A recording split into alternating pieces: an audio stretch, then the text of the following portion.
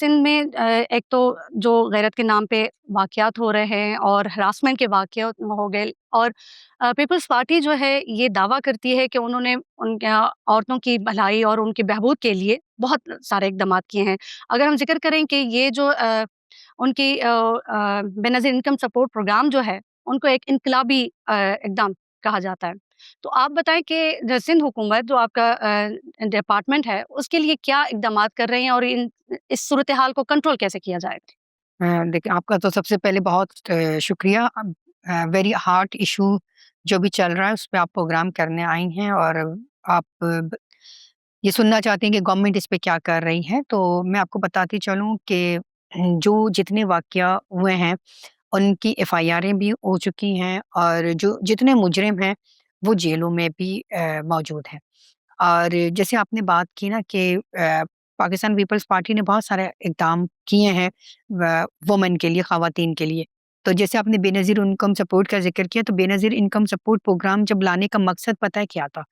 कि एक टाइम पर था कि एक घर में एक कमाने वाला है और उससे घर परेशान है, सिस्टम नहीं चलता है, माँ के पास दवाइयों के लिए पैसे नहीं हैं या बेवा खातून है, उसको मुश्किलात का सामना है। तो ये पूरा एक डेटा लिया गया और शहीद मोहतरमा बेनज़ीर भुट्टो साहिबा के विज़न के अंदर ये मंशूर के अंदर ये शामिल था कि इस दफ़ा ख़वातीन के लिए कुछ बढ़कर वो करना है। देखिए, कुछ ख़वातीन ऐसे हैं जो काम-काज कर लेती हैं, अपना गुज़र-सफ़र करती हैं, जो सीनियर सिटीज़न्स हैं और आगे जाके इंशाअल्लाह सीनियर सिटीज़न कार्ड भी बनने जा रहे हैं, जो तकरीबन आखिरी मरहले में दाखिल हुआ है। उससे भी जो सीनियर सिटीज़न्स मर्द और ख़वातीन दोनों को फ़ायदा होगा और ख़वातीन को ज़्यादा होगा। तो इनकम सपोर्ट प्रोग्राम लाने का मकसद ये था और दूसरा ये था कि ज़ाहिर बात है, किसी को अगर दवाइयाँ नहीं मिलेंगी, वो सोसाइटी से तंग हो के अपने आप को कुछ कर ना ले, इससे बेहतर कि उसके जेब में इतने पैसे आएँ कि वो अपना गुज़र-बसर थोड़ा बहुत दवाइयाँ वग़ैरह जो है वो खुद से ले या बेटे से या बेटी से माँगने की नौबत ना आए। तो अभी आपने देखा है कि बहुत सारे केसेज़ जो है वो रिकॉर्ड हुए हैं। हुँ, एक केस आपने ऐसा भी देखा कि जिस पे एक लड़की को गन से शूट किया गया बिल्कुल। और वहाँ पे आप देखें जिन्होंने ये फ़ैसला दिया और जिसने ये हिम्मत की और तीसरा जिसने वो पूरा कैप्चर किया उसको।